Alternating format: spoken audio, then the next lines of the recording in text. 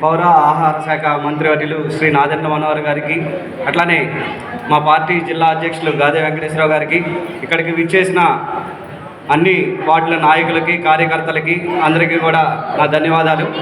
మరి ముఖ్యంగా కనుక మనం చూసుకుంటే 2019లో ఒక ఘోర ఓటమి తర్వాత పవన్ కళ్యాణ్ గారికి అండదండగా నిలబడుతూ నేనున్నాను అంటూ ఆయన ఏ కార్యక్రమం తలపెట్టినా కూడా రాష్ట్ర వ్యాప్తంగా కూడా మనోహర్ గారు ఆయన భుజాల మీదకి వెత్తుకొని ప్రతి కార్యక్రమాన్ని కూడా ముందుండి నడిపించడమే కాకుండా మాలాంటి యువతలో ఒక ధైర్యాన్ని, ఒక స్ఫూర్తిని నింపిన వ్యక్తి శ్రీ నాదెండ్ల మనోహర్ గారు.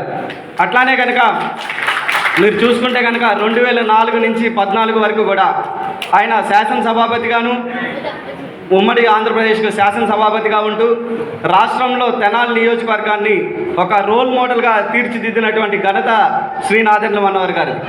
పార్టీలో అనేక మంది నాయకులు ఓటమి తర్వాత పవన్ కళ్యాణ్ గారిని వదిలిపెట్టి వెళ్ళినా కానీ మనోహర్ గారు మాత్రమే ఆయన వెన్నుంట ఉండి మా అందరిలో ధైర్యాన్ని నింపి పార్టీని ఇవాళ రాష్ట్ర స్థాయిలో ఒక ఇదిలో నిలబెట్టారంటే దానికి కారణం మనోహర్ గారనే మేము విశ్వాసంతో పనిచేస్తూ వచ్చాం.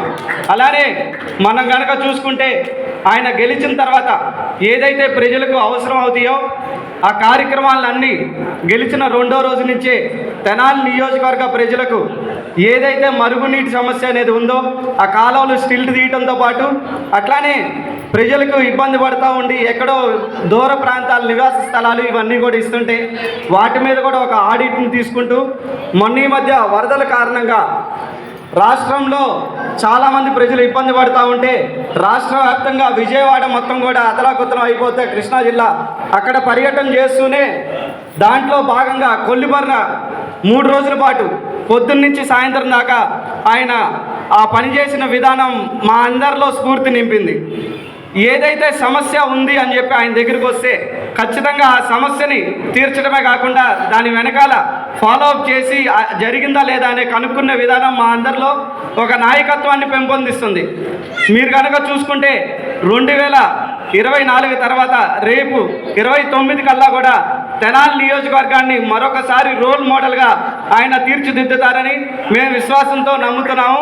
అట్లానే మాకు రాజకీయంగా పవన్ కళ్యాణ్ గారిని స్ఫూర్తి పొంది మేము రాజకీయాల్లోకి వచ్చిన మాట వాస్తవం.